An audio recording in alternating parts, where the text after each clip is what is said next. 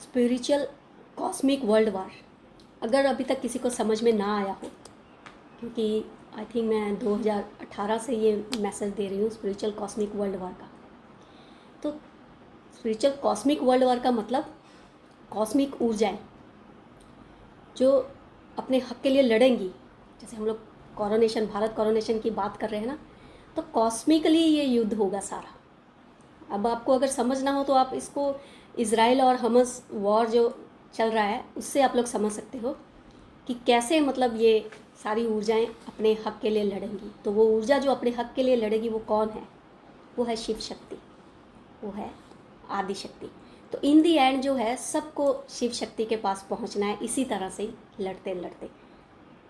समझ गए ना what we mean by spiritual cosmic world war? Got it? तो समझ गए स्पिरिचुअल कॉस्मिक वर्ल्ड वार का मतलब। इसी तरह ही समझिए ऊर्जाएं कैसे खेला खेलती हैं, लीलाएं कैसे होती है। भगवान जिसको हम लोग लीला कहते हैं वो लीलाएं कैसे होती है, इसी को ही लीला कहा गया है।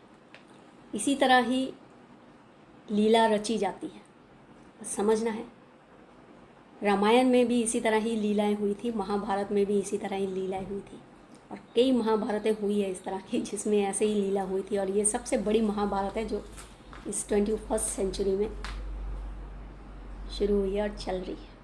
तो कितना आप लोग तो बहुत लकी हो, बहुत कुछ विटनेस करोगे, बहुत कुछ विटनेस करोगे। अभी तक किताबों में पढ़ा महाभारत, रामायण, ये सब, लेकिन ये जो